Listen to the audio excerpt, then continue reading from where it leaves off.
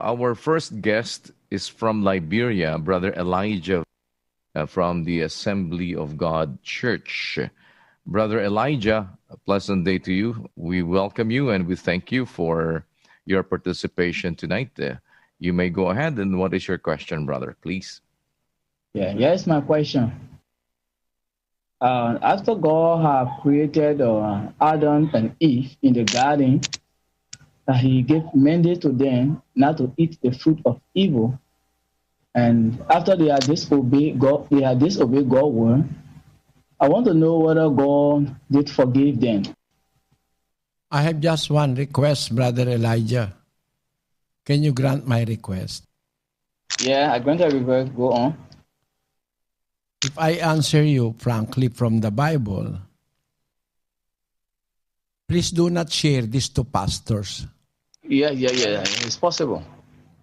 The reason why I am talking like this, because it is prohibited by the Lord Jesus Christ to give something sacred to the dogs and to the pigs. It is in the book of Matthew chapter 7 verse 6. Let us read. Give not that which is holy unto the dogs, neither cast ye your pearls before swine, lest they trample them under their feet, and turn again and rend you. You see, it is not something good in the sight of God, sharing your holy things. Holy things includes words of God, our understanding of the Word of God. It's not to be shared with dogs and to the swine. It's prohibited by the Lord Jesus Christ. Reason why I'm asking you a favor. Please do not tell the pastors that you know this answer of the Bible. You do not want to share them to dogs and to swine who will just trample the Word of God under their feet. Let me tell you something, Brother Elijah. The two first men on earth were Adam and Eve. They both committed sin. But the sin of Adam is heavier than the sin of Eve. Let us read 1 Timothy chapter 2, verse 11. Let the woman learn in silence with all subjection. But I suffer not a woman to teach, nor to usurp authority over the man, but to be in silence. For Adam was first formed, then Eve. And Adam was not deceived, but the woman, being deceived, was in the transgression.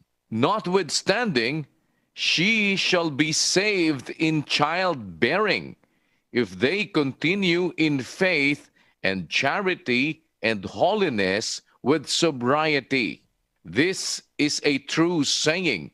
If a man desire the office of a bishop, he desireth a good work. A bishop then must be blameless, the husband of one wife, vigilant, sober, of good behavior, given to hospitality, apt to teach, not given to wine, no striker, not greedy of filthy lucre, but patient, not a brawler, not covetous, one that ruleth well his own house, having his children in subjection with all gravity.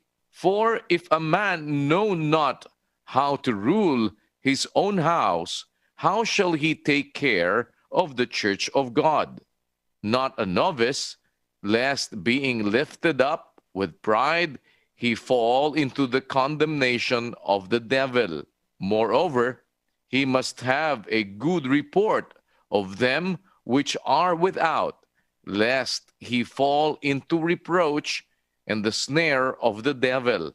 Likewise, must the deacons be grave, not double-tongued, not given to much wine, not greedy of filthy lucre. If you notice, Brother Elijah, the admonition of the Apostle Paul, according to Paul, let the woman learn in silence with all subjection. I suffer not a woman to teach, nor to usurp authority over the man, but to be in silence. For Adam was first formed, then Eve. And Adam was not deceived, but the woman being deceived was in the transgression. If you will notice, Adam sinned but was not deceived. Meaning, when he sinned willfully, not like Eve. She sinned because she was deceived. And it is what God acknowledged also in the book of Genesis. The book of Genesis tells us that Eve, when investigated by the Lord, said, I was deceived by the serpent. So she has no criminal intention, or she has no premeditated intention to transgress God's law, not to eat of the forbidden fruit. Let us read what Eve declared, and if she is telling the truth. In the book of Genesis, chapter 3, verse 13, let us read. And the Lord God said unto the woman, What is this that thou hast done? And the woman said, The serpent beguiled me, and I did eat. The serpent beguiled me or cheated me, and I did eat. So the woman confessed to the Lord that she really ate the forbidden fruit, but it is because of the deceit of the serpent. But what we can get from the explanation of Paul, Adam was not deceived, but the woman being deceived was in the transgression. So the transgression of Adam is heavier in weight than the transgression of Eve. Other pastors teach this incorrectly. They invert the truth. They put the blame on Eve, whereas it is not on Eve that we have to put the blame of the transgression that happened on Eden. It must be blamed to Adam, because even if Eve have already eaten the forbidden fruit, if Adam stood by his principle to obey God, even if Eve will give him a bite of that forbidden fruit, he must have rejected it, because he was the one who directly received the order from the Lord, Thou shalt not eat of it. He is speaking to Adam, not to Eve. That's why when he ate the forbidden fruit, the graver or the heavier error or sin is in Adam, not with Eve. Because the Apostle Paul is explaining that Adam was not deceived. So if he transgressed God's law, it is not under the deception of Satan. He transgressed God's law or commandment willfully in his proper mind.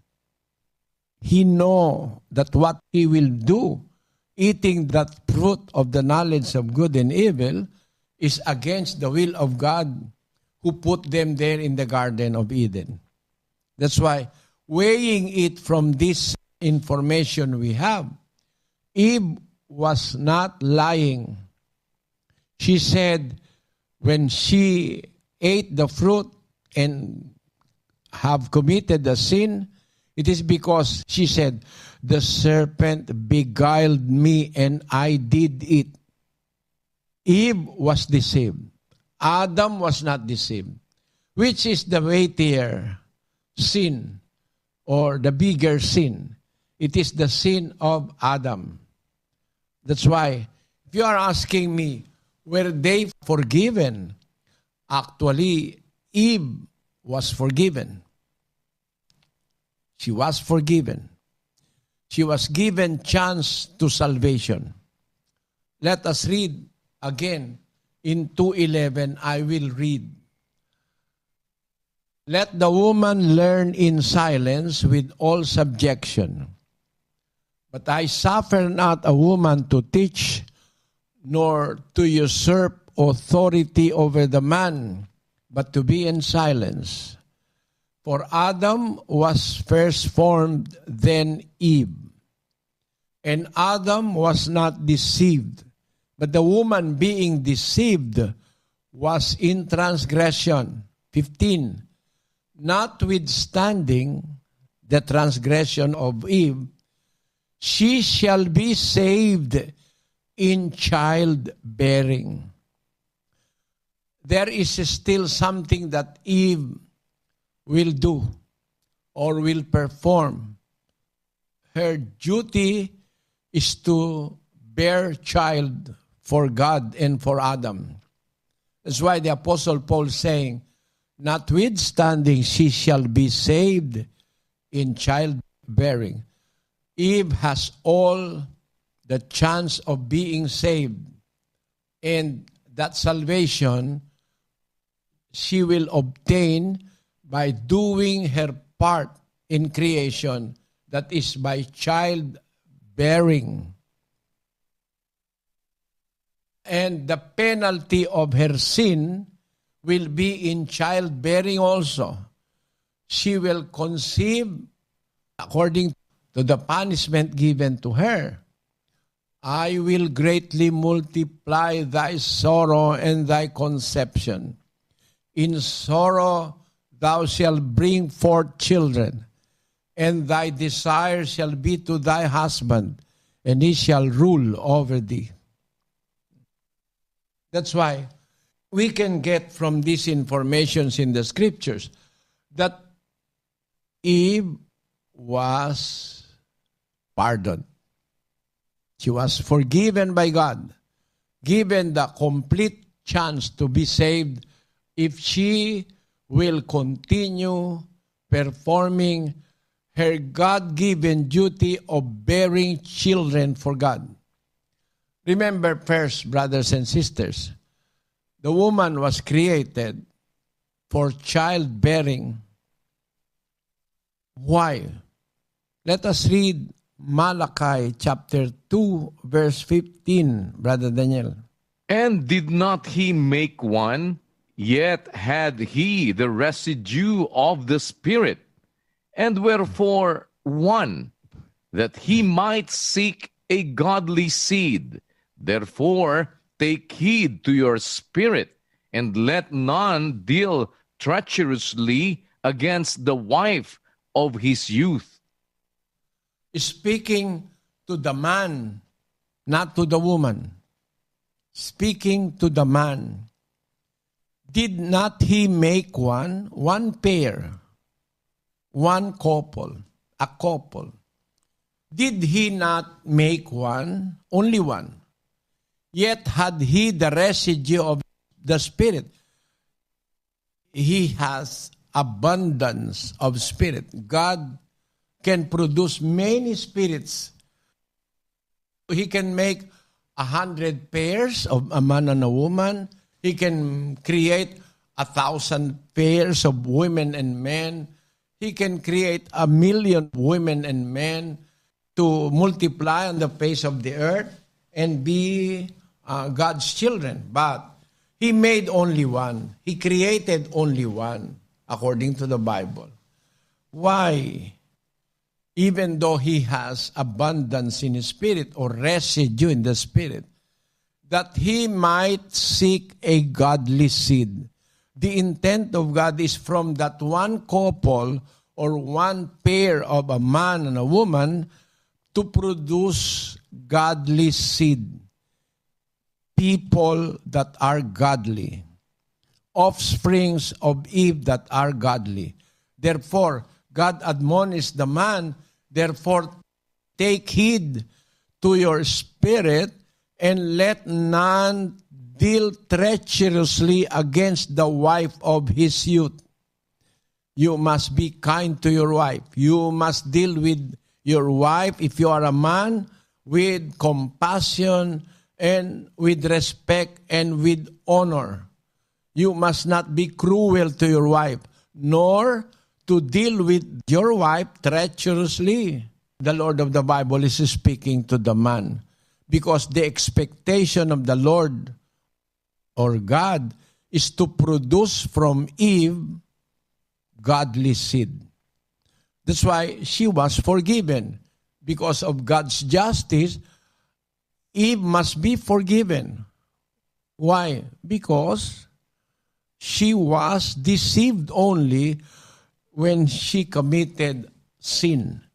Sin committed under deception or under ignorance or under the lack of understanding is pardonable according to the Bible.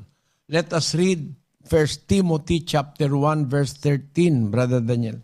Who was before a blasphemer and a persecutor and injurious, but I obtained mercy because I did it ignorantly in unbelief. Paul committed the worst crime against God, the worst sin. He said he was before a blasphemer. A blasphemer, if you do it with knowledge of God's law, you will never be forgiven anymore to blaspheme. But Paul was a blasphemer and a persecutor and injurious. But I obtained mercy, he said, because I did it ignorantly in unbelief. He did not understand totally God's law. That's why he was able to blaspheme God, be a persecutor of the true church in the first century, and he caused injuries to Christians.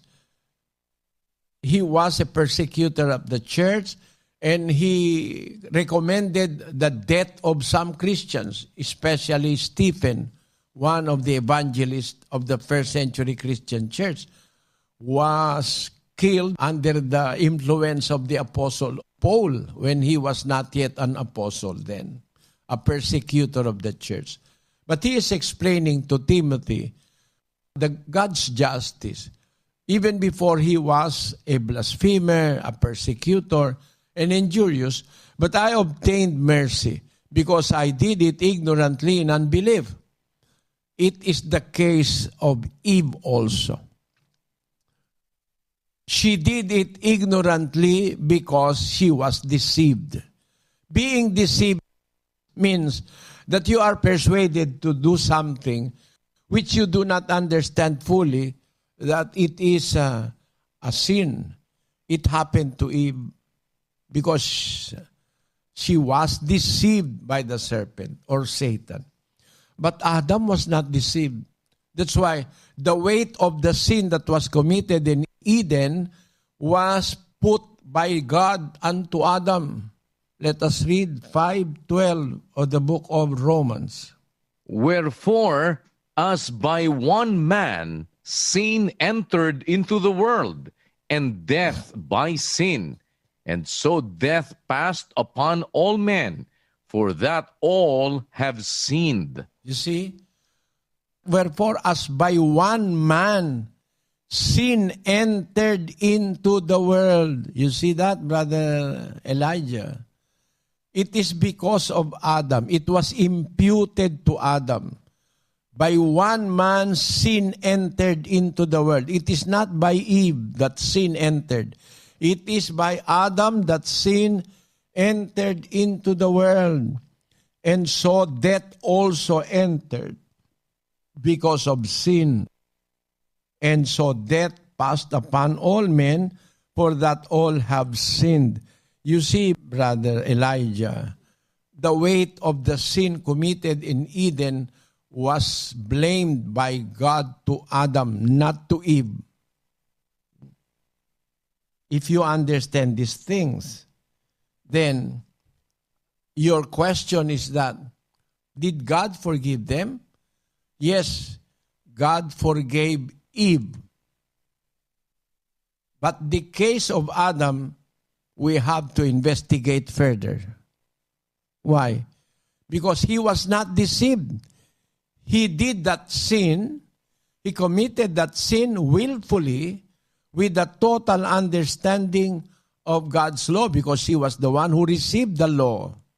That's why when the Apostle Paul was explaining it to the first century Christians, he said, by one man sin entered into the world, not by one woman, or not by two men. No. Because when you say two men, it can include Eve. By two men entered into the world. It can include Eve, because Eve also is a member of the human society. But the wordings of the scriptures is very clear when Apostle Paul said, by one man sin entered into the world. And transgression was imputed on Adam, not on Eve. In the part of humanity, the one to be blamed is Adam, not Eve. Wherefore, the mastermind, which I mean to say is Satan.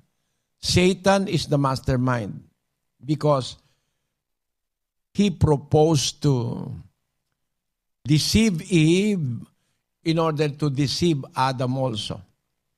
But Adam was not deceived.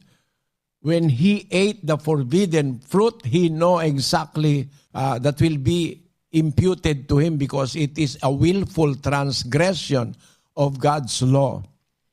But to Eve, it was not imputed. It was to Adam that it was imputed. Let us read in another verse of the book of Romans when Apostle Paul is explaining 5:17 of the book of Romans. For if by one man's offense death reigned by one, much more they which receive abundance of grace and of the gift of righteousness shall reign in life by one, Jesus Christ. Therefore, as by the offense of one judgment came upon all men to condemnation, even so, by the righteousness of one, the free gift came upon all men unto justification of life. For as by one man's disobedience many were made sinners, so by the obedience of one shall many be made righteous. If you have understood the verses read, beginning from 5:17, Brother Elijah, Apostle Paul is blaming the sin to Adam, one man.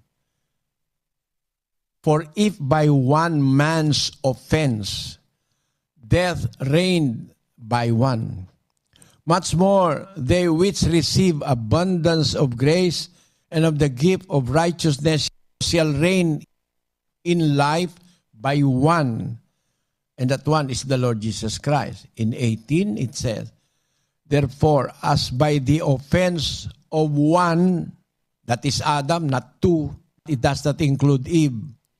Therefore, as by the offense of one, judgment came upon all men to condemnation, even so by the righteousness of one, the free gift came upon all men unto justification of life. 19.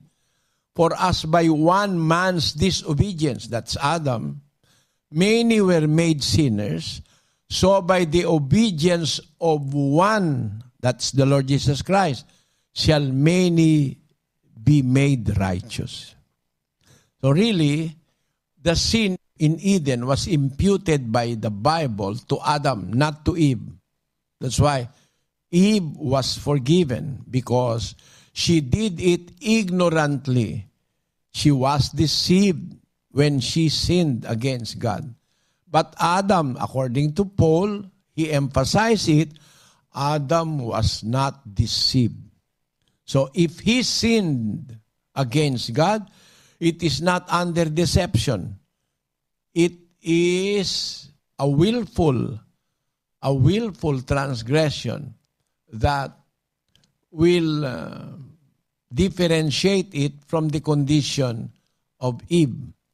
I am very sure Eve was pardoned. That very moment, Eve was pardoned by God. She did not commit an unpardonable sin. That's why she was made by God as the mother of all living.